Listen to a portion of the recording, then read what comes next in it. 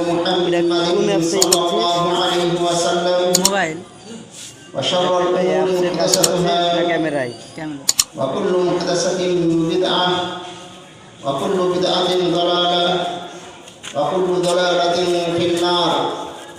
أعوذ بالله من الشيطان الرجيم. بسم الله الرحمن الرحيم. يوم ندعو كل أناس بإمامهم. عن ثوبان رضي الله تعالى عنه قال قال رسول الله صلى الله عليه وسلم لا تزال طائفة من أمتي ظاهرين على الحق لا يضرهم من خذلهم حتى يأتي أمر الله وهم كذلك رواه مسلم. محترم المقام صدر जलसा उलमाए किराम फजालाए दीन सुधी समवेत दिन दरदी मुस्लिम भातृमंडली पर्दार आड़ालेर मा ओ बोनेरा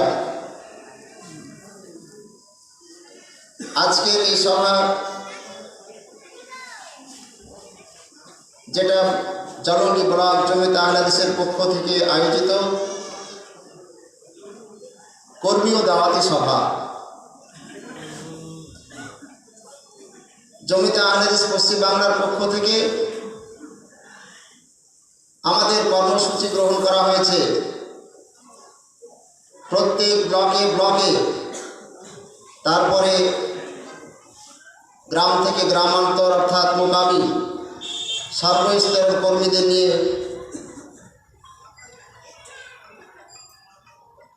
শরিয়তে ইসলামিয়ার মূল বিষয়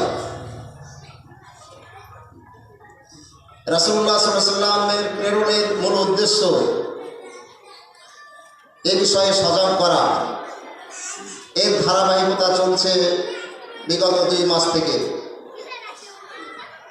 তারই জের হিসাবে আপনাদের জলঙ্গি ব্লকের পক্ষ থেকে খয়রামারি গ্রামের জামে মসজিদে আজকে অনুষ্ঠিত এই সভা।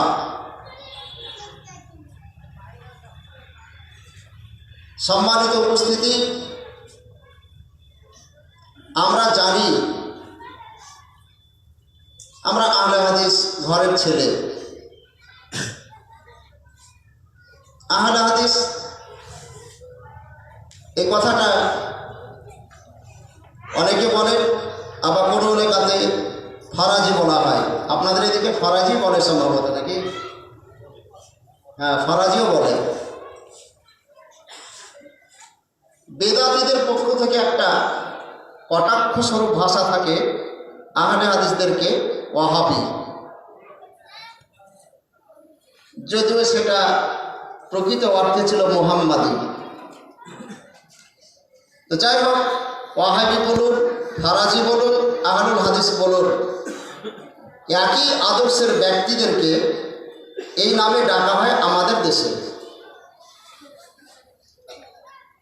আরব দেশে, সৌদি আরবে বিশেষ করে সালাফি বলা হয়, কোথাও আর কোনো নামে ডাকা হয়।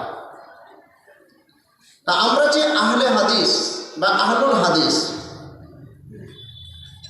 এটা কি নতুনভাবে আমরা আবিষ্কার করেছি,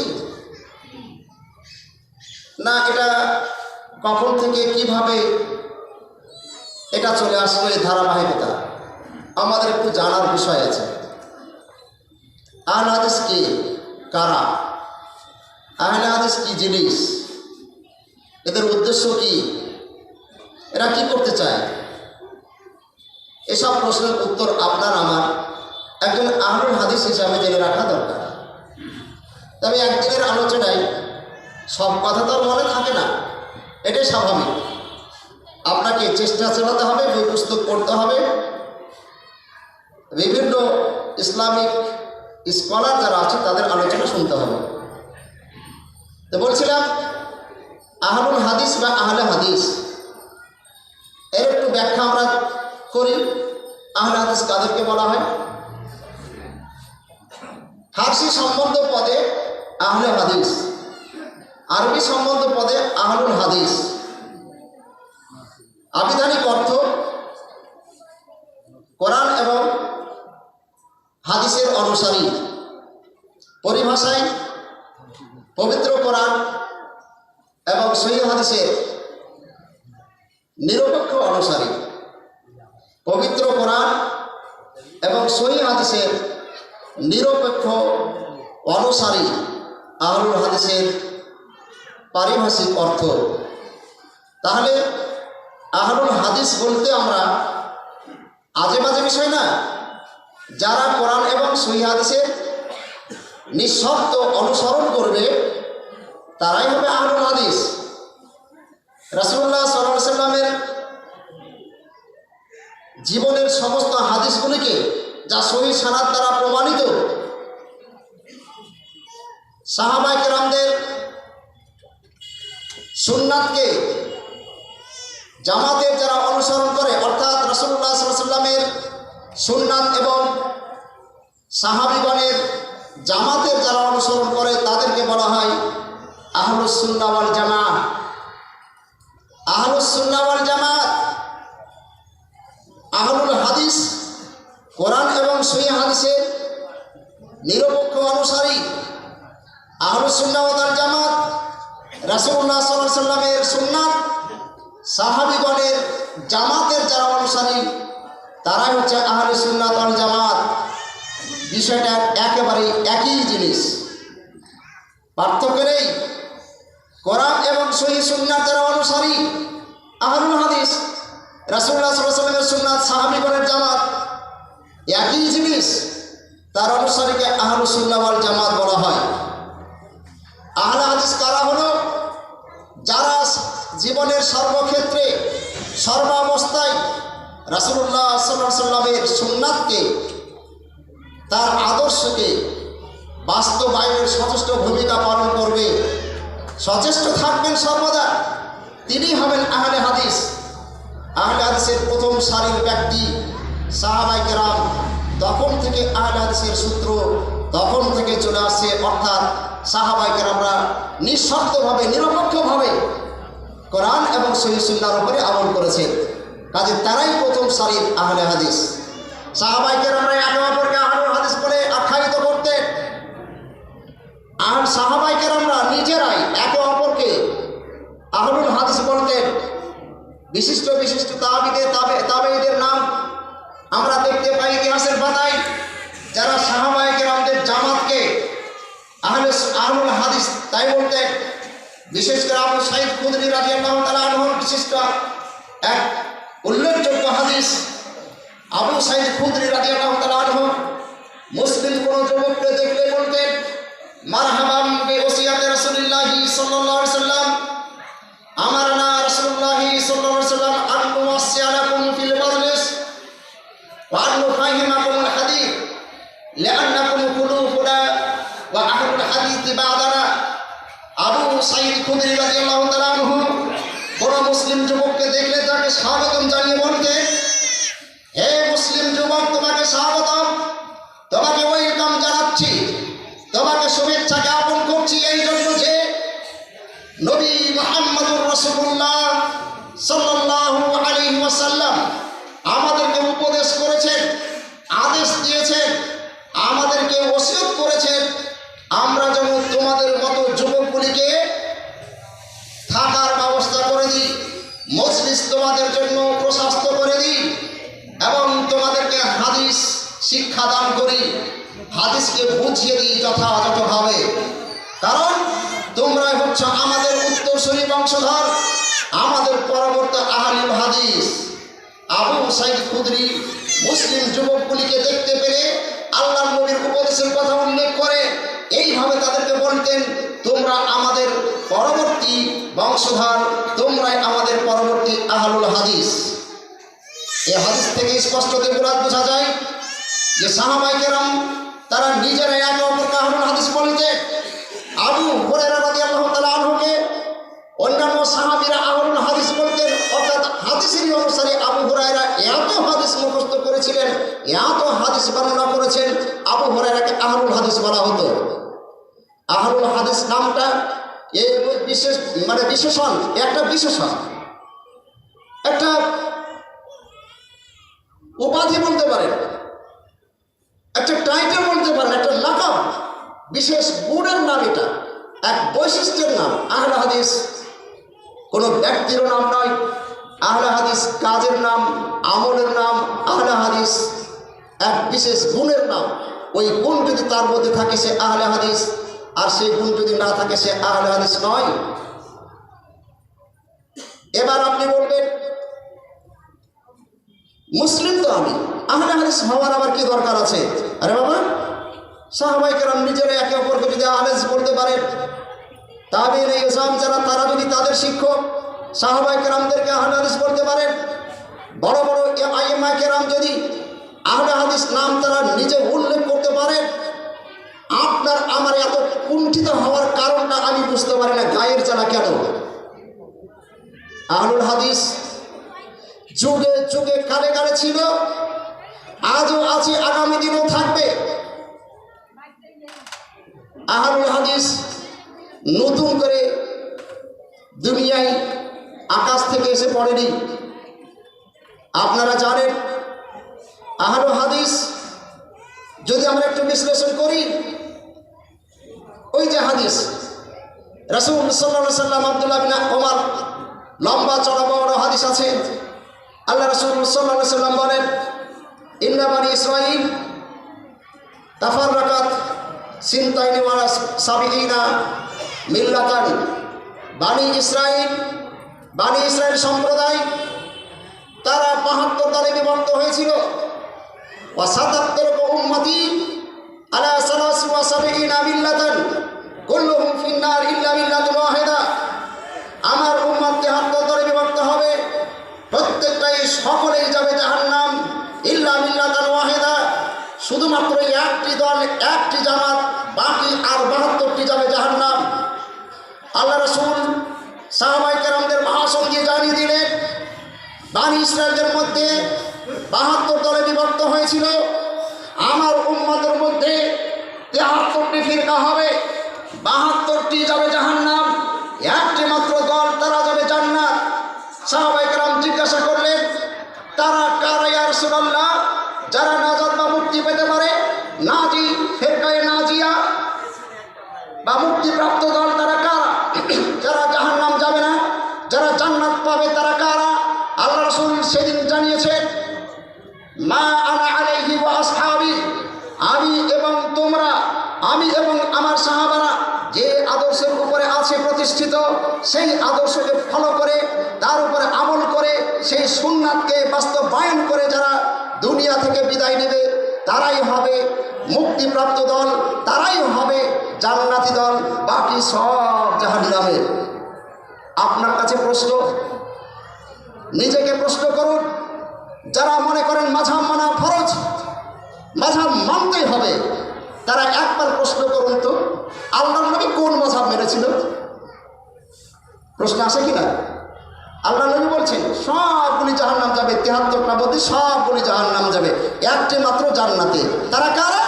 মা আনা আলাইহি ওয়া আসহাবি, যে আদর্শ, যে সুন্নাত, যে পদ্ধতির উপরে আমি এবং আমার সাহাবারা রয়েছে। তো সাহাবায়ে কেরামরা কোন পথ এবং মতকে মানতেন? আল্লাহর নবী কোন মাযহাবকে মেনেছিলেন?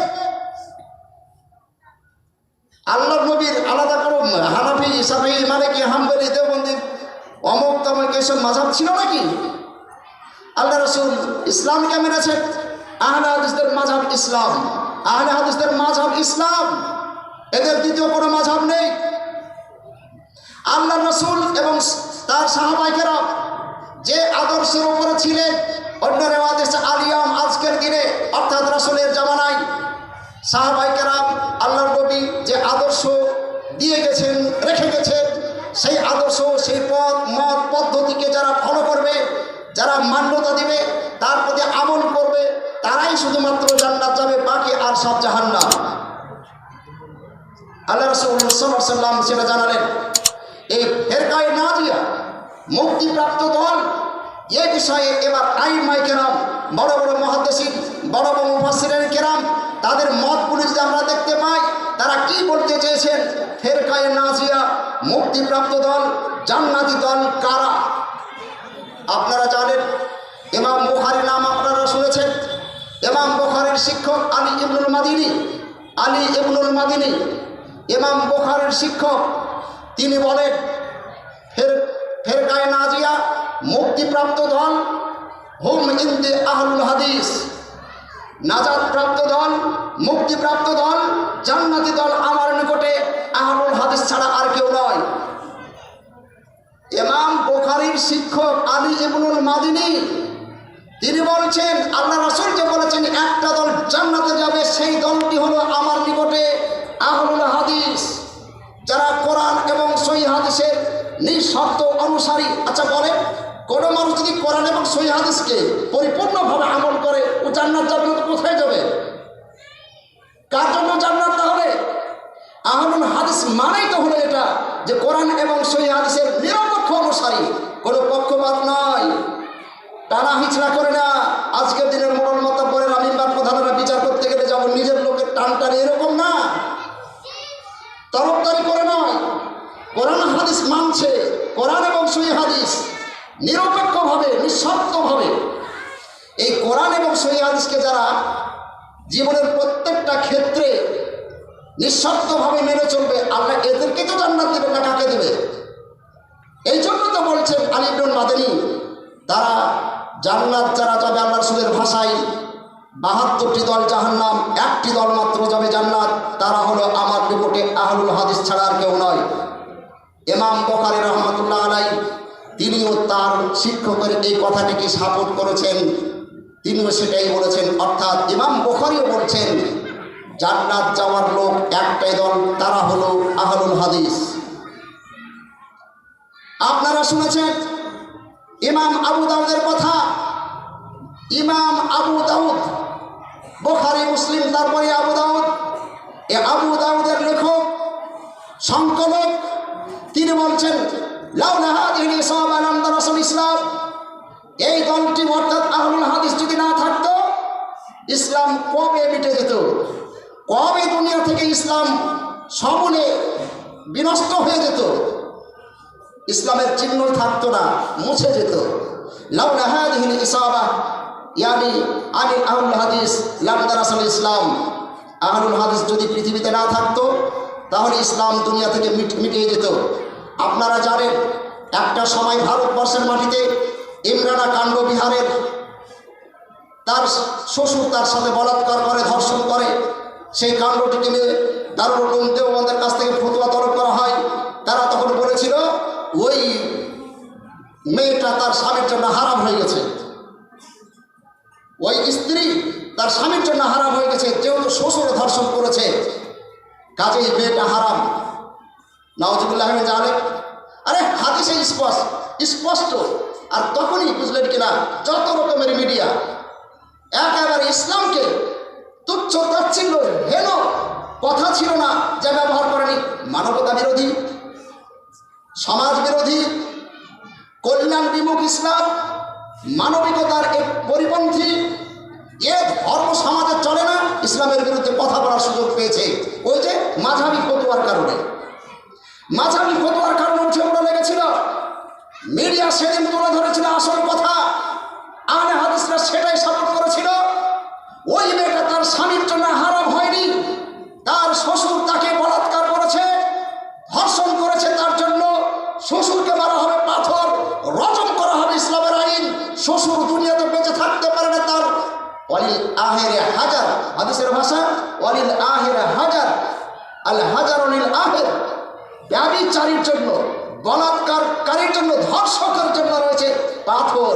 আর যে নিরুপায়, ও তো সচেষ্টাই, নিজের ইচ্ছাই শ্বশুরের সাথে মিলতে যায়নি, কাজে ও মাসুর আনহু, ওর থেকে ও ক্ষমা পাবে, ওর কোনো দোষ নেই ওই মহিলার, ওর ওকে জোর জবরদস্তি ধর্ষণ করা হয়েছে, শ্বশুরকে মারতে হবে, ওখানে পাথর মেরে সঙ্গে সার করে দিতে হবে, ইসলামের বিধান।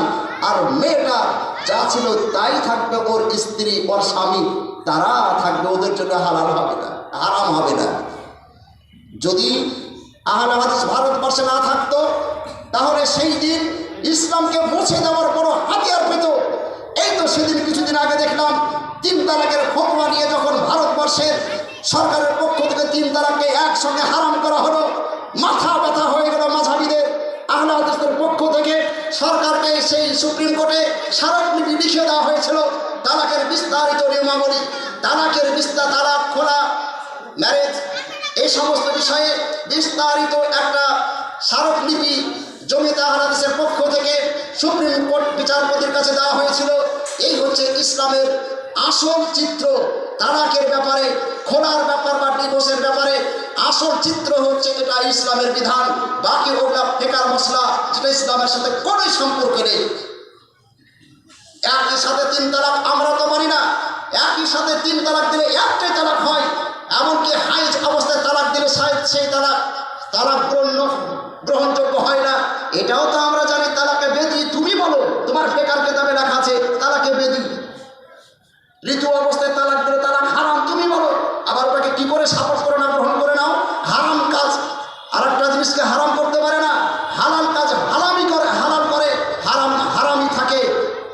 সুতরাং ইমাম আবু দাউদ যে কথা বলছেন, লাউলা হাদিল ইসাবা লাম দারাসাল ইসলাম, আহলুল হাদিস না থাকলে পৃথিবী থেকে ইসলাম মিটে যেত। ইসলাম বিরোধীরা ইসলামটাকে চুপসে দিত, একেবারে সমূলে সমুদ্র মানে অতল তলে তলিয়ে দেওয়ার চেষ্টা করতো, ইসলামের রূপরেখাই থাকতো না। ইমাম আবু দাউদের জামানাতে তাহলে আহলে হাদিস ছিল নাকি গো? নতুন জিনিস না, সাহাবায়ে কেরাম তো বলেছে। তারপরে ইমাম বুখারী বলছেন, ইমাম বুখারীর শিক্ষক বলছেন, তারপরে ইমাম আবু দাউদ বলছেন, ইমাম ইবনে তাইমিয়া কি বলেছেন? ইমাম ইবনে তাইমিয়া বলছেন, যদি দেখতে যান সারা পৃথিবীতে যত ধর্ম আছে, যত আদর্শ আছে, যত রকমের ইজাম আছে, সমস্ত আদর্শ মতবাদ ধর্মের উপরে ইসলামের যেমন প্রাধান্য বা মর্যাদা, ঠিক মুসলমানদের মধ্যে যত দল, যত মত, যত ফেরকা, যত সংগঠন, যত মাযহাব, সমস্ত মাযহাবের উপরে, সমস্ত দলের উপরে, ফেরকার উপরে আহলে হাদিসদের ঠিক তেমনি প্রাধান্য, ঠিক তেমনি মর্যাদা, যেমন সব ধর্মের উপরে ইসলামের মর্যাদা।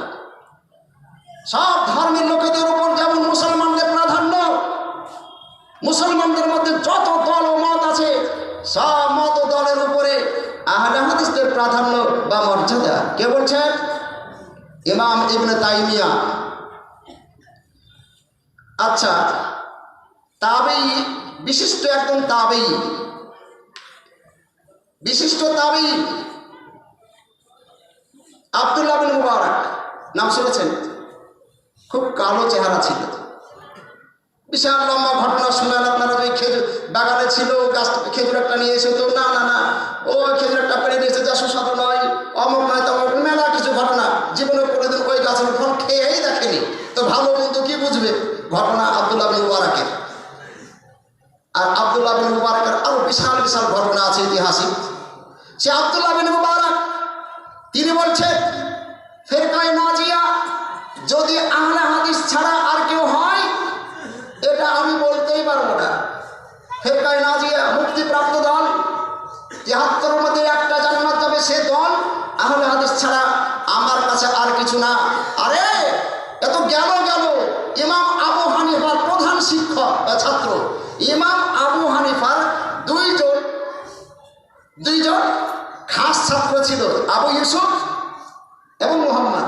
ঠিক আছে, ইন্দা উলামায়ে সালাসা আল কুদুরি, হানাফি মাযহাবের ফিকহের কিতাব প্রথম যেটা শুরু হয় আল কুদুরি, আমাদের নিজামে মাদ্রাসাতে পড়ানো হয় আহলে হাদিসদের, এবং আলেম মাদ্রাসার আলিয়া মাদ্রাসার আলেমের সিলেবাসও রয়েছে বইটা।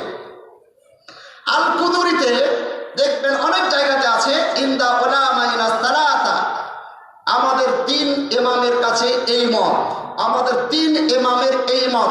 3 ইমাম বলতে আবু হানিফা, আবু ইউসুফ, ইমাম মুহাম্মদ, 3 জনকে তারা একসাথে বলে আমাদের 3 ইমাম। আবু ইউসুফ একদম আহলে হাদিস লোককে তার দরবারের সামনে দেখতে পাচ্ছে কি বিচলিত অবস্থায় বেড়াচ্ছে, যেন একটু খুব কষ্টে তারা ঘুরছে ফিরছে, তারা যেন খুব ব্যস্ত। এরকম তটস্থ কিছু আহলে হাদিস ব্যক্তিদেরকে বলছেন, পৃথিবীর বুকে শ্রেষ্ঠতম কোনো ব্যক্তি যদি থাকে, কোনো মানুষ যদি থাকে, এই দেখো যারা আজকে বিচলিত অবস্থায় ছুটে বেড়াচ্ছে, যারা আজকে এইভাবে আমার দরবারের সামনে যেন ব্যস্ত তটস্থভাবে ছুটে বেড়াচ্ছে, এরাই হচ্ছে পৃথিবীতে সবচেয়ে মর্যাদার অধিকারী মানুষ। আর তোমাদের ইমামের কথা এটা, যারা মাযহাবকে মানা ফরজ করেছো, মাযহাব কবে আসলো একবার ভাবতে আপনাকে হবে না? আবু হানিফা কত সালে জন্মগ্রহণ করলেন? তার আগ পর্যন্ত তারা যারা ছিল তারা কোন মাযহাবকে মেনেছে? মাযহাব মানা যদি ফরজ হয়, তা আল্লাহর নবী কোন মাযহাব মানলেন? সাহাবায়ে কেরাম কোন মাযহাব মানলেন? তাবেঈন, তাবা তাবেঈন, আইম্মায়ে দ্বীন, মুজতাহিদে ইসলাম, এরা কোন মাযহাব মেনেছে? বলছিলাম যুগে যুগে কালে কালে এমনিভাবে আহলে হাদিস দেখা গেছে। চলুন, ইমামউদ্দিন ইবনে কাসির, তাফসীর ইবনে কাসির নাম শুনেছেন তো নাকি? তাফসীর ইবনে কাসিরের নাম শুনেননি? তাফসীর ইবনে কাসির, সূরা বানী ইসরাঈল ৭১ নম্বর আয়াত, ইয়াওমা নাদউ কুল্লা উনাসিন বিইমামিহিম। আল্লাহ যেখানে বলছেন, যেদিন আমি সমস্ত সম্প্রদায়ের মানুষকে তাদের নিজ নিজ ইমাম সহ ডাকবো, কিয়ামতের ময়দানে, হাসরের ময়দানে বিচারের কাঠগড়ায় মানুষকে একত্রিত করা হবে। যেই দিন আমা আয়েশা রাদিয়াল্লাহু তাআলা আনহা বলেন, ইউশারুন নাসু ইয়াউমাল কিয়ামা হুফাতান উরাতান কুরবান, কিয়ামতের দিন মানুষকে একত্রিত করা হবে হাসরের ময়দানে। আদম থেকে নিয়ে কিয়ামত পর্যন্ত যত মানুষ আসবে, সকল মানুষকে একই জায়গায়, একই প্ল্যাটফর্মে, একই দ্বীপে যেন উপস্থিত করা হবে, জামায়াত করা হবে। হুফাতান উরাতান গুরলান, তাদের মাথায় গায়ে পায়ে কোথাও কোনো বস্ত্র থাকবে না। হুফাতান, পায়ে জুতা থাকবে না, শরীরে বস্ত্র থাকবে না, গুরলান মুসলমানি দেওয়াও থাকবে না। একেবারে নগ্ন উলঙ্গ করে, মাথায় ছাতা নেই, পায়ে জুতা নেই, শরীর একেবারে মায়ের পেট থেকে যেমন বের হয়ে মানুষ আসে, ঠিক তেমনি ভাবে সমস্ত মানুষকে উলঙ্গ অবস্থায় তোলা হবে। মা আয়েশা রাদিয়াল্লাহু তাআলা আনহা আশ্চর্য হয়ে, লজ্জাবতী মহিলা, তিনি খুব একটা ভীত সন্ত্রস্ত হয়ে, লজ্জিত হয়ে জিজ্ঞাসা করছেন, ইয়া রাসূলুল্লাহ, আর রিজালু ওয়ান নিসাউ জামিআন, ইয়া রাসূলুল্লাহ, নারী পুরুষ একই সঙ্গে এমনি ভাবে উলঙ্গ অবস্থায় তোলা হবে কি? আল্লাহ রাসূল বললেন, হ্যাঁ, আর রিজালু ওয়ান নিসাউ জামিআন, নারী পুরুষ সকলকে একই সঙ্গে উলঙ্গ অবস্থায় তোলা হবে। মা আয়েশা রাদিয়াল্লাহু তাআলা বলেন, ইয়া রাসূলুল্লাহ, তবে কি নারীরা পুরুষদের দিকে, পুরুষরা নারীর দিকে তাকাবে না? আল্লাহ রাসূল বলেন, আল্লাহ আশহাদু বিযালিকা। আয়েশা, জেনে রাখো, ওই রকম মজা নেওয়া, ওই রকম এনজয় করাটা, নারী পুরুষ একে অপর দিকে তাকিয়ে এই এনজয় করা, এর চেয়ে কত কত কত গুণ বেশি কঠিন হবে সেই হাসরের ময়দানের দৃশ্যটা। সেটা কল্পনাই করতে পারো না। সেটা মহা বিপদের সম্মুখীন হবে মানুষ, বিশাল আযাব শাস্তির সম্মুখীন হবে মানুষ। এটা ভুলেই যাবে, আমার পাশে কি উলঙ্গ আছে, কি নামটা আছে, একটু দেখি রে, কি মজার জিনিস, এটা ভুলেই যাবে, টোটালি ওটার ধারণাটাই থাকবে না। আল আমরু আশাদ্দু মিন যালিকা। সে কি আমাদের দিন সকল মানুষকে, সব সম্প্রদায়ের মানুষকে, সব মাযহাবের মানুষকে তাদের নিজ নিজ ইমাম সহ ডাকা হবে। সকল মাযহাবের লোককে নিজ নিজ ইমামদের নিয়ে ডাকা হবে। আপন আপন ইমামের সাথে চলো, নিজ নিজ ইমামের কথা কথানে পৌঁছে যাও। বীরপন্থীরা সে সময় খুব হাসি খুশি থাকবে। আমরা তো অশিলা ধরেছিলাম, লামাযহাবের মুরুব্বা, লামাযহাবের মুরুব্বা, এরা লামাযহাবি, কোনো মাযহাব মানে না, ওদের ইমাম নাই, আমাদের ইমাম আছে, আমরা ইমামের কাছে যাব। যারা মাযহাব মেনেছে আপন আপন ইমামের কাছে যাবে, যারা পীর ধরেছে, অশিলা ধরেছে, তাদের পীরের কাছে যাবে। যাও, আহলে হাদিসদের কোনো ইমাম নাই, কোথায় যাবে এরা? যাবে কোথায়? এদের ইমাম কোথায়? ইমাম ইবনে কাসির এই আয়াতের ব্যাখ্যায় উল্লেখ করেছে, হাদা আকবারু শারাফুল আহলিল হাদিস লিআন্না ইমামাহুম নবী সাল্লাল্লাহু আলাইহি ওয়াসাল্লাম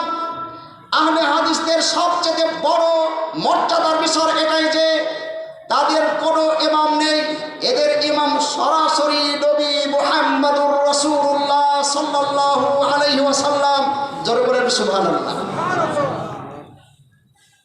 কি খুশির সংবাদ তো, আহলে হাদিস তো হতে পারবে। আরে ভাই, কেউ যদি বলে মেম্বার প্রধানের কাছে আপনি চলে যান, আমাদের মুখ্যমন্ত্রী, মাননীয় মুখ্যমন্ত্রী এখানে এসে বলে যদি যে যার ইমাম কি আছে, এমআই কি বলে যে মেম্বার, প্রত্যেক গ্রামের আপন আপন মেম্বারদের কাছে চলে যান। আর মুখ্যমন্ত্রী যদি বলে আমার কাছ থেকে আমার কাছে আমার যেটা তাবু হবে সেখানে এই খানপাড়ার লোকেরা এসে যান, খানপাড়ার লোকেদের মর্যাদা বাড়লো না? কি করবে? আমরা দুনিয়ার দিক থেকে ভাবছি, মুখ্যমন্ত্রী যদি বলে খানপাড়ার লোকেরা সব আমার তাবুতে এসো, আর অন্যান্য জায়গার লোকেরা নিজ নিজ মেম্বার প্রধানের কাছে চলে যাবে, এমএলএর কাছে চলে যাও। আল্লাহ তাআলা কিয়ামতের দিন সব মানুষকে নিজ নিজ ইমামের সাথে উঠাবেন। আহলে হাদিসরা তো দুনিয়াতে কোনো ইমাম মানেনি, আহলে হাদিসরা দুনিয়াতে কাউকে ইমাম ধরেনি। সুতরাং এদের নাম ইমাম নবী মুহাম্মদ রাসূলুল্লাহ সাল্লাল্লাহু আলাইহি সাল্লাম, সরাসরি যেহেতু ইমাম মুহাম্মদ সাল্লাল্লাহু আলাইহি সাল্লাম, তাই রাসূলুল্লাহ সাল্লাল্লাহু আলাইহি সাল্লামের ছত্র ছায়ায় কিয়ামতের দিন আহলে হাদিসদের উঠানো হবে, দেখানো হবে। তাই তো আহলে হাদিসদের সবচেয়ে বড় মর্যাদা। ইমাম ইবনে কাসির বলেন, আর আপনি কেন হীনমন্যতা ভোগ করেন? আহলে হাদিস এটা সংকীর্ণ নাম, আহলে হাদিস একটা ছোট নাম, এর মধ্যে থেকে বাবা কাজ করা যাবে না। আল্লাহর নবী কাজ করতে পারেননি, সাহাবায়ে কেরাম কাজ করতে পারেননি, বিশ্বব্যাপী ইসলামকে পৌঁছে দিতে অক্ষম হয়েছেন তাবেঈনরা, মুহাদ্দিসিনে কেরামরা, এমনি করে যত মুহাদ্দিস দেখবেন, এমনকি 4 ইমাম যাদের নামে মাযহাব তৈরি হয়েছে, এরা পর্যন্ত নিরপেক্ষ কোরআন এবং হাদিসকে মেনেছেন। ওরাও আহলে হাদিস ছিল। আবু হানিফা ধরে নাম, আবু হানিফা ও কারা মাযহাব মেনেছে? ও কারা মাযহাব মানবে? ও তো নিজে। তাহলে কার মাযহাব মানলো? ইমাম শাফিঈ কার মাযহাব মানলো? সুতরাং প্রত্যেক আইমাইদিন মুজতাহিদিন কেরাম তাদের নিজের ইজতিহাদের বিষয়ে কিছু কম বেশি মতানৈক্য থাকতে পারে, তবে তারা কোরআন এবং হাদিসকে, সহিহ হাদিসকে মানার চেষ্টা করেছে। যেমন ইমাম আবু হানিফা তার প্রধান শাগরিদ আবু ইউসুফকে বলছেন, আমি যা বলি তাই তোমরা লিখিও না, যখন যেটা বলছি তখনই সেটা লিখবে না। কারণ এখন এক পরিস্থিতিতে এক ব্যক্তি আমার কাছে কোনো বিষয় জানতে চাইল, আমি তার গতি ব্যবস্থা অবস্থা এবং পরিপ্রেক্ষী দেখে আমি একটা ফতোয়া এখন আজকে দেব সমাধান, এটা কালকে পাল্টে যেতে পারে। কাজে আমি যেটা বলছি না তোমরা সবসময় লিখবে না। খবর দিয়েছেন, খবরটা তুমি লিখবে না। আমি যেটা বলছি সেটা পাল্টে দিতে পারে, কোরআন সহিহ হাদিস পাল্টাবে না। আর জেনে রাখো, ইদা সাহাল হাদিস ফাহুয়া মাযহাবি, যখন সহিহ হাদিস পেয়ে যাবে সেটাই হচ্ছে আমার মাযহাব, এটা মনে রাখিও। তাহলে ইমাম আবু হানিফা নিজে বলছেন সহিহ হাদিসটা আমার মাযহাব, সহিহ হাদিস মানাই হচ্ছে আমার মাযহাব। তাহলে বলুন, এই জন্য দেখবেন ওই আল কুদরির কথা আবার বলি, সেখানে দেখবেন 3 ভাগের 2 ভাগ টোটাল মশলা মাসাইল যত আছে আবু হানিফার নামে চালানো হচ্ছে। সমস্ত মশলা মাসাইল আহনাফ মাযহাবে হানাফিদের যত মশলা আছে সব মশলাকে টোটাল 3 ভাগে ভাগ করেন। যদি 3000 মশলা মাসাইল হয়, 3000 মশলার মধ্যে 2000 মশলাই ইমাম আবু হানিফার বিরোধিতা করেছে। তার প্রধান 2 শাগরেদ ইমাম আবু ইউসুফ এবং মুহাম্মদ বলেন, আপনি তাকলিদ করা ইমামকে মানাটা যদি ফরজ হতো, তাহলে তার প্রধান 2 শাগরেদ আবু ইউসুফ এবং ইমাম মুহাম্মদ 3000 মশলার মধ্যে 2000 মশলাতে বিরোধিতা কেন করলো? তাকলিদ করাই যদি ফরজ হতো, ইমাম আবু হানিফার কথাগুলো মানাই যদি ফরজ হয়ে যেত, তাহলে তার প্রধান শাগরেদ তারাই তো আগে মানতো। ওরা কেন বিরোধিতা করবে? আরে কিতাব তোমারি জবান হামারি, নাম কিতাব खोल के पढ़ो, पढ़ना नहीं आता है तो पढ़वा लो दूसरों से। আরে তোমাদের কিতাব দেখো, আল কুদরি থেকে শুরু করো সারা বাইরে আলোচনার কিতাব, এখানেই তোমাদের উল্লেখ করা হয়েছে ইমাম আবু হানিফার প্রধান শাগরেদ ছাত্র আবু ইউসুফ এবং মুহাম্মদ কত জায়গাতে আবু হানিফার বিরোধিতা করেছে। আপনি নিজে একবার ভাবো। মিসাল স্বরূপ, উদাহরণ স্বরূপ বলতে পারি, আসরের নামাজ কখন শুরু হয়?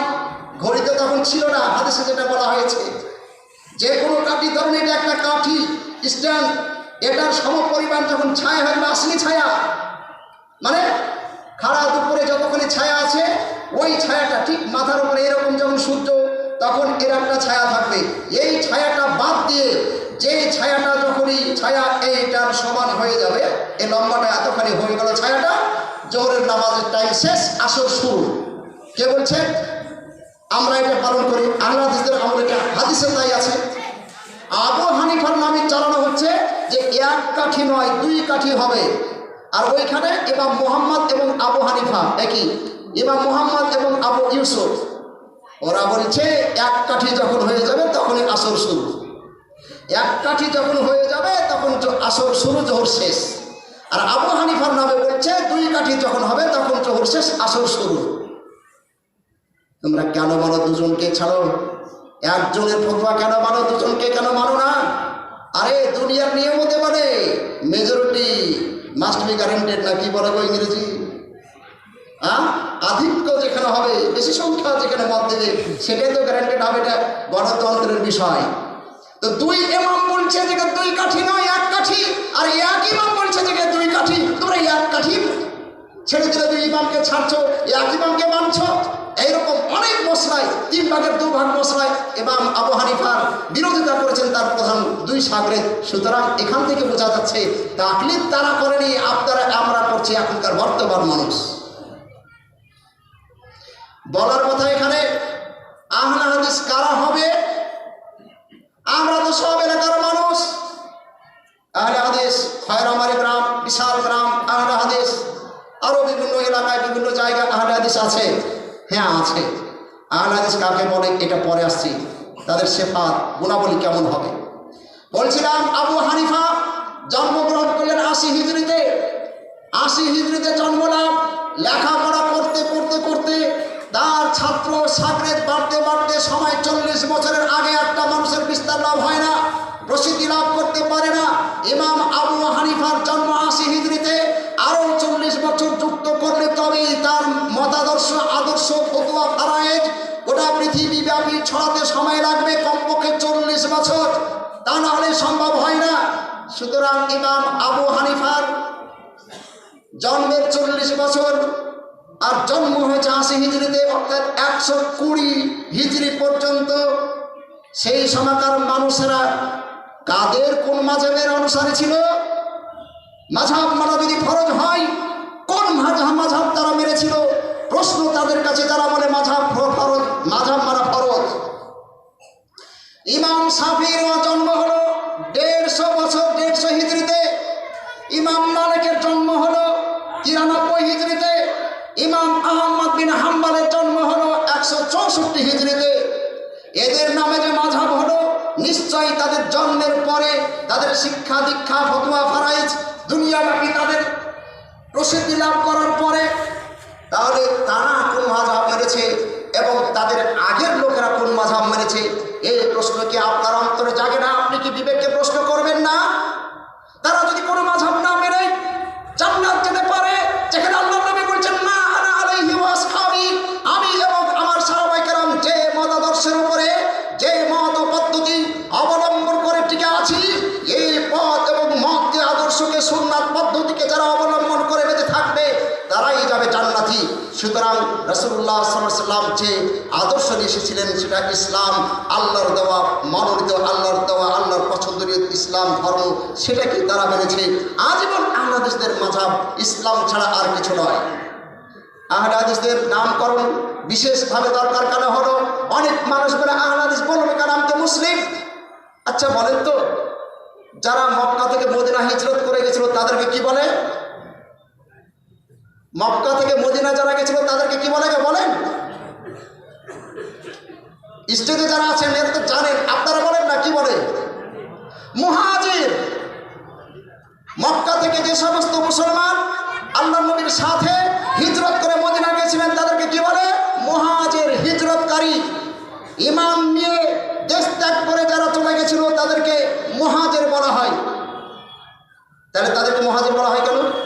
মদিনায় যারা ছিল স্থায়ী বাসিন্দা, মুহাজিরদেরকে যারা সর্বান্তকরণে সার্বিকভাবে সাহায্য সহযোগিতা করেছিল, সাহায্যকারী, তাদেরকে কি বলা হয়? আনসার। আপনি সাহাবী আবু আইয়ুব আনসারী যখনই উচ্চারণ করবেন আবু আইয়ুব, সাথে সাথে লাগাচ্ছেন আবু আইয়ুব আনসারী। আবু তালহা আনসারী। আবার আনসারী মুহাজির লাগানো কি দরকার? আরে বদরের যুদ্ধে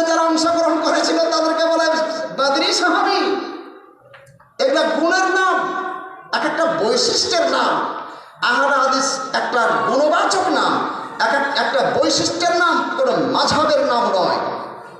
আর আহলে হাদিসদের মাযহাব যদি হবে তাহলে নিশ্চয় কোনো একজন ইমামের তারা অনুসারী হবে, একজন ইমামের তারা মুকাল্লিদ হবে, এটা তো নয়।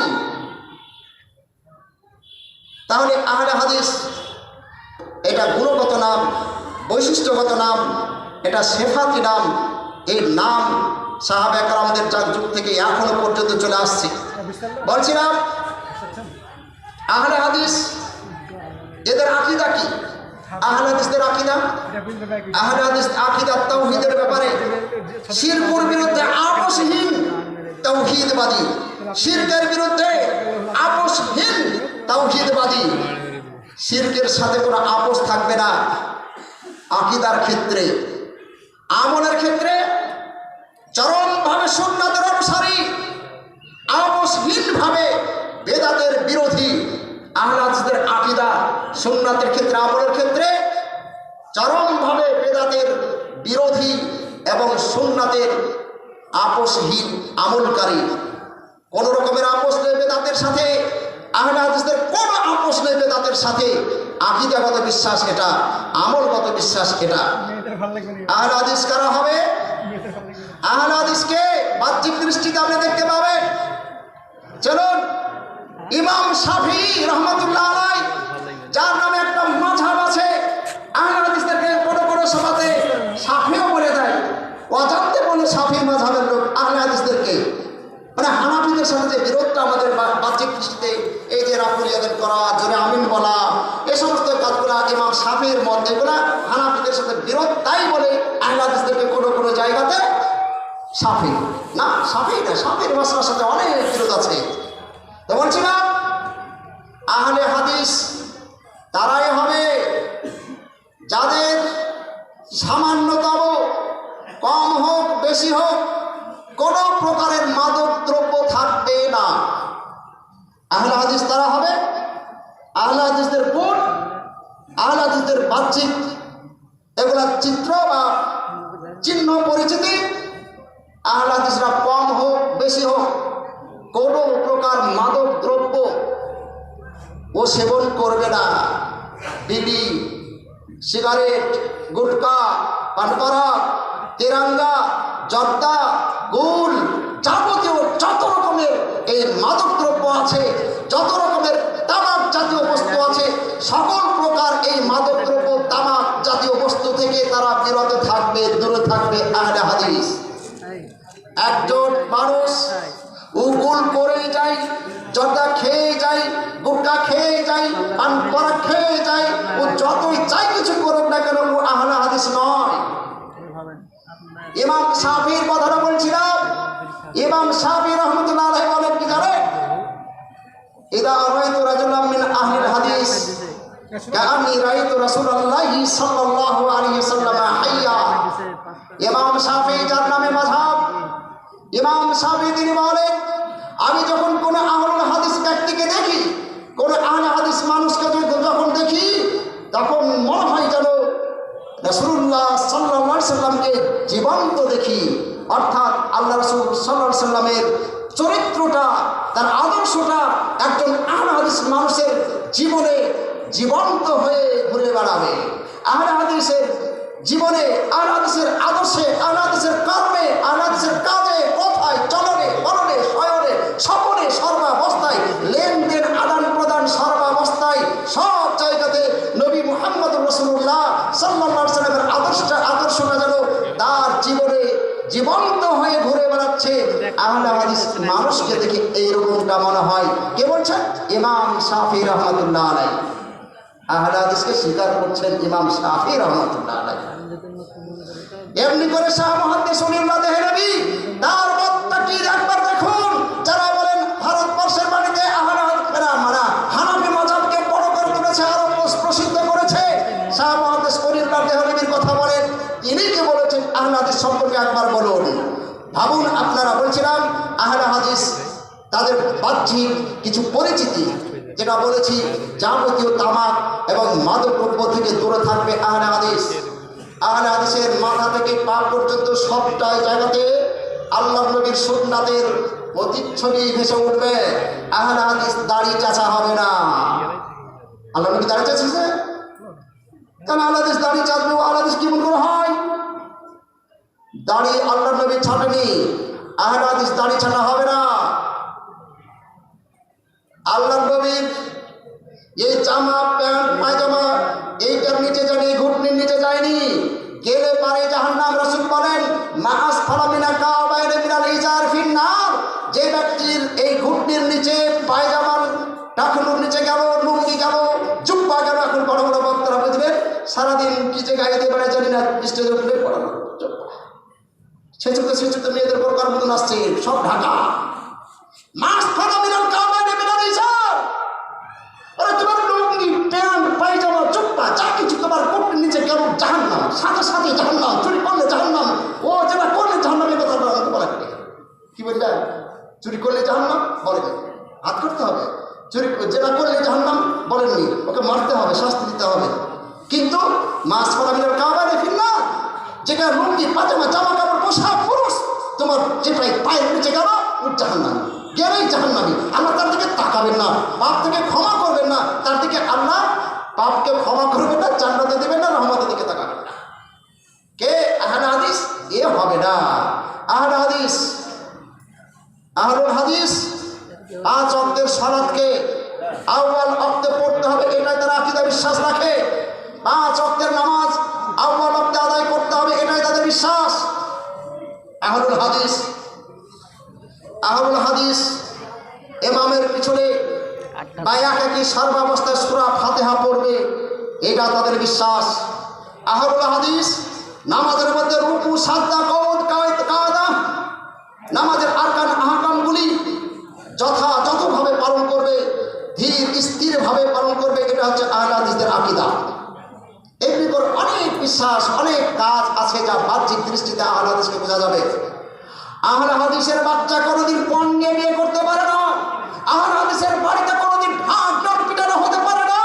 আহলে হাদিসের বাড়িতে কোনোদিন কোনো রকমের ছবি মন্ত্রী কুকুর পুষতে পারে না। আল্লাহর নবীর বাড়িতে একদিন জিবরিল আমিন এসে দেখা করার কথা দিলেন, আল্লাহর নবীর সাথে সাক্ষাৎ করবেন জিবরিল আমিন। সন্ধ্যাবেলায় চলে গেল সময়, রাত পার হয়ে গেল, সকাল পার হয়ে গেল, দুপুর হতে চলল। আল্লাহর নবী ব্যস্ত হয়ে পড়লেন, হাই কি করলাম? জিবরিল আমার দোস্ত, জিগরি দোস্ত, অন্তরঙ্গ প্রাণ প্রিয় বন্ধু, তিনি কথা দিয়েছেন কথা রাখবেন, আমি কেন আসলেন না? কি না যেন অন্যায় করেছি? জিবরিল তো কোনোদিন কথা ভঙ্গ করেন না, কথা দিয়ে কথা রাখেন, আসলেন না কেন? ব্যাপারটা কি? মা আয়েশাকে বলেন, আয়েশা দেখো তো ব্যাপারটা কিছু হয়েছে নাকি, ঘর বাড়ি একটু দেখো তো, আমি যেখানে থাকি সেইখানটা কিছু কিছু আছে নাকি দেখো তো। মা আয়েশা রাদিয়াল্লাহু তাআলা আনহা আল্লাহর নবী যে বিছানায় শুয়ে থাকেন, যে বিছানায় আরাম করেন বসেন, সে খাট বা চৌপায়া, অর্থাৎ চৌকি হোক বা খাট হোক, ছাপ্পর খাট হোক, শারীর, আরবি শব্দ শারীর ব্যবহার করা হয়েছে, যার বাংলা আমরা ছাপর খাট বলতে পারি। আল্লাহর নবীর ওই সেই বিছানার নিচে মা এসে তাকাচ্ছেন, কুকুরের বাচ্চা রয়েছে একটা কুকুরের বাচ্চা। আল্লাহর নবীকে বললেন, ইয়া রাসূলুল্লাহ, কুকুরের বাচ্চা। রাসূল বলেন, আয়েশা তাড়াতাড়ি বের করো কুকুরের বাচ্চাটা, ঝাঁটা দিয়ে ঝাড় দিয়ে পানি দিয়ে মুছে পরিষ্কার করো। পরিষ্কার পরিচ্ছন্ন করা যেমনি শেষ, জিবরিল আমিন এসে হাজির। রাসূল বলেন, কি ব্যাপার জিবরিল, গতকাল তোমার সাথে সাক্ষাৎ হওয়ার কথা, এতক্ষণ দেরিতে? জিবরিল আমিন বলেন, আমি এসেছিলাম আপনার সাথে সাক্ষাৎ করার জন্য এসেছিলাম, এসে দেখি আপনি যে বিছানায় বসে আছেন তার নিচেই কুকুর ছানা, আমি ফিরে গেছি, আপনাকে জানাইনি, আপনাকে কিছু বলিনি, আমি চলে গেছি। কি বললেন? আমি এসেছিলাম, দরজা থেকে দেখেছি আপনাকে, দেখলাম আপনার বিছানার নিচে কুকুরের বাচ্চা, আমি ফিরে গেলাম।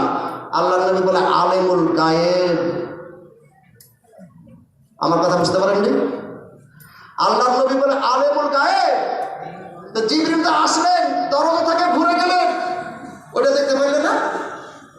হ্যাঁ, প্রশ্ন থাকবে না? থাকবে না? জিবরিল আসলেন, দরজা থেকে ঘুরে গেলেন, আর সারা দিন রাতে ব্যস্ত চিন্তায় জিবরিল কেন আসলো না? জিবরিল বলছে, আমি এসেছি, ঘুরে গেছি আপনার দরজা থেকে। আল্লাহর নবী সবই তো জানেন, কেন জিবরিলের কথাটা ধরতে পারলেন না? জিবরিল তুমি এসেছিলে, আমি বুঝতে পেরেছি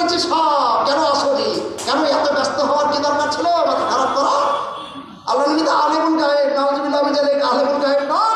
আল্লাহ যতখানি প্রয়োজন ততখানি জানাতেন, সেটাই আল্লাহ রাসূল জানতে পারতেন ওহীর মারফত। বলছিলাম বের করে দেওয়ার পরে জিবরিল আমিন এসে হাজির বলছেন, এসেছিলাম ফিরে গেছিলাম, এসেছি পুনরায় নাই তাই ফিরে গেছি। আর জেনে রাখুন আমাদের সংবিধান হলো, আমাদের নিয়ম হলো ইন্নাল মালাইকাতা লা তাদখুলু বাইতান ফীহি সূরাতুন আও কালবুন। কি বলছিলাম? জিবরিল আমিন বলেন জেনে রাখুন আমরা ফেরেশতারা ওই বাড়িতে প্রবেশ করবে না যেই বাড়িতে কুকুর থাকবে, যেই বাড়িতে ছবি মূর্তি থাকবে, সেই বাড়িতে আমরা ঢুকি না, সেই বাড়িতে আমরা প্রবেশ করি না। আপনার ঘরে কুকুর ছিল তাই আমি প্রবেশ করিনি, আপনার সাথে সাক্ষাৎ করিনি। কি বললাম? আহলে হাদিসের ঘরে ছবি মূর্তি থাকতে পারে না। যেই বাড়িতে ছবি মূর্তি থাকবে সেই বাড়ি আহলে হাদিসের বাড়ি হতে পারে না। আপনি তবে ওই মেলাতে গেলেন, জালসার মেলাতে একজন মৌলভী সাহেবের মতো টুপি দিয়ে, মাথায় পাগড়ি দিয়ে আর জুব্বা পরে বেচছে কি বিক্রি করছে, সুন্দর ক্যালেন্ডারে ভালো কাগজে ছাপানো বুররাকুন নবী সাল্লাল্লাহু আলাইহি সাল্লাম, হাদা বুররাকুন নবী সাল্লাল্লাহু আলাইহি সাল্লাম। এটাই হচ্ছে নবী মুহাম্মদ সাল্লাল্লাহু আলাইহি সাল্লামের বোরাক, ওই সেই মেরাজের যানবাহন, যেখানে একটা ঘোড়ার মতো একটা শরীরটা, মুখটা হচ্ছে একটা নারীর যেন মুখ, সেই মুখে চড়ে নাকি আল্লাহ নবী মেরাজ করেছেন। নাউজুবিল্লাহ আমি জানি আল্লাহ নবীকে এটা প্রমাণ করতে চাই, আল্লাহ নবীকে ইসলাম বিদ্বেষীরা এটা প্রমাণ করতে চাই আল্লাহ নবী কত নারী প্রিয় ছিল, কত নারীদের আশেক ছিল, যে বোরমাটা পর্যন্ত আল্লাহ নবীর মহিলা ছিল। নাউজুবিল্লাহ আমি জানি এই ছবি দেখে আপনি খুব আকৃষ্ট হলেন, আপনি খুব ভালো মনে করলেন, নিয়ে এসে বাড়িতে টাঙিয়ে রাখলেন। আপনার ওই বাড়িতে ফেরেশতা ঢুকবে না। আপনি আহলে হাদিস না, ওটাকে ছিঁড়ার জন্য, ওটাকে ফাড়ার জন্য, ওটাকে ভেঙে চুরমার করে দেওয়ার জন্য আপনার আবির্ভাব, আহলে হাদিসের আবির্ভাব। যেখানে ছবি মূর্তি পাবে তার পক্ষে ক্ষমতা থাকলে সেটাকে ভাঙবে। ছবি মূর্তি আপনার বাড়িতে রাখতে পারেন না। আপনার দাদুর ছবি যদি থাকে আপনার বাড়িতে, আপনার বাবার ছবি যদি থাকে আপনার বাড়িতে, দোকানে কোথাও, আপনি আপনার বাবাকে বসিয়ে দিয়েছেন, আপনি আপনার দাদুকে বসিয়ে দিয়েছেন কুকুরের স্থানে। জিবরিল বলছেন কুকুর আর ছবি থাকলে সেই বাড়ি ঢুকি না। আর আপনার বাড়িতে আপনার দাদুর ছবি আছে, আপনার বাবার ছবি আছে, ওইটার জন্য ফেরেশতা ঢুকে না। কুকুর থাকলেও ঢুকবে না, আর ওইটা থাকলেও ঢুকবে না। আপনি আপনার বাবাকে, আপনার দাদাকে কুকুরের স্থানে পৌঁছে দিয়েছেন। নাউজুবিল্লাহ মিন যালিক। এগুলো থেকে আপনি সাবধান হন। ছবি মূর্তি রাখার জন্য, সম্মান দেওয়ার জন্য আহলে হাদিস নয়। আহলে হাদিস ছবি মূর্তিগুলোকে ভেঙে চৌচির করার জন্য পৃথিবীতে এসেছে। ক্ষমতা থাকলে আপনাকে ভাঙতে হবে, ফাটতে হবে, ছিঁড়তে হবে। বলছিলাম আহলে হাদিস এটা কোনো গোষ্ঠীর নাম নয়, আহলে হাদিস কোনো জন্মগত ব্যক্তির নাম নয়, আহলে হাদিস মতাদর্শের নাম, আহলে হাদিস এক বৈশিষ্ট্যের নাম, আহলে হাদিস একটা গুণগত নাম, একটা মানবগত নাম। সুতরাং আহলে হাদিস নাম নিয়ে কেউ ঠাট্টা বিদ্রোহ করবেন না, কপাল পুড়ে যাবে। বলেছিলাম আসুন আহলে হাদিস এদের অনেক মিজাত আছে, অনেক বৈশিষ্ট্য আছে। এই সমস্ত সময় তো নাই বুঝতে পারছেন, অল্প সময়ের জন্য আলোচনা। আর অল্প খান হজম বেশি ভালো হবে, অল্প খেলে পরিপাক ভালো হবে, অল্প শুনবেন আমল করবেন, এটাই কাজ। আপনাদেরকে আজকের দিনে বেশি আমল দিব না, একটাই আমল করেন। যত রকমের ছবি মূর্তি দেখবেন আপনার বাড়ি থাকলে সেগুলিকে দূরে সরান, ঢেকে দিন, ফেলে দিন, ছিঁড়ে দিন, ভেঙে দিন। দাদু, দাদা, তার দাদা যারই ছবি থাক না কেন ভেঙে চৌচির করে আপনি নষ্ট করে দিন। না না, তার ছবি আপনার টাঙ্গিয়ে রাখার জন্য নয়, ও মরে গেছে তাকে শ্রদ্ধা করার বিষয় আর নয়। তার জন্য আপনি দোয়া করবেন রব্বির হামহুমা কামা রাব্বায়ানি সগীরা, মা বাপের জন্য। এটাই যথেষ্ট। মহান আল্লাহ শিখিয়ে দিয়েছেন, ওটাই করবেন। আপনার একটাই আজকে আপনি কমপক্ষে দাস নিয়ে যান, একটা হাদিস আপনি আমল করুন। যে কোনো ছবি মূর্তি আপনার বাড়িতে ঘরে রাখবেন না। সে টিয়াপাখি হোক, সাপ ডান্ডির কেটে হোক, ওটা ফাইবারের হোক, ওটা প্লাস্টিকের হোক, ওটা পুতুলের হোক, কিংবা তাম দিয়ে বালিশ তৈরি করছে না, গন্ডারের, হাতির, ঘোড়ার, বাঘের, জালসার মেলাতে সবগুলো বিক্রি হয়। বন্ধুগণ কি আর বলবো, ওই সমস্ত জিনিসগুলোকে ছিঁড়ে ফেলে দেন। ওই পুস্তকে যদি ছবি মূর্তি থাকে, ছবি থাকে, সেগুলোকে ঢেকে রাখার চেষ্টা করুন।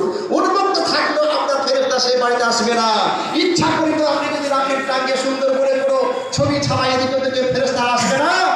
এই জিনিস থেকে আপনি বিরত থাকুন, আমল শুরু করুন। আহলে হাদিস নাম নিয়ে কেউ কুণ্ঠিত হবেন না, ছোট বড় হবেন না, হিরো মহম্মদ আমল করবেন না। আহলুল হাদিস হচ্ছে কোরআন এবং সহিহ হাদিসের নিরপেক্ষ অনুসারী, নিঃস্বার্থ অনুসারী, যারা জীবনের সর্বাবস্থায়, সর্বক্ষেত্রে নবী মুহাম্মদ রাসূলুল্লাহ সাল্লাল্লাহু আলাইহি ওয়াসাল্লামের সুন্নাত এবং পবিত্র কোরআনকে বাস্তবায়ন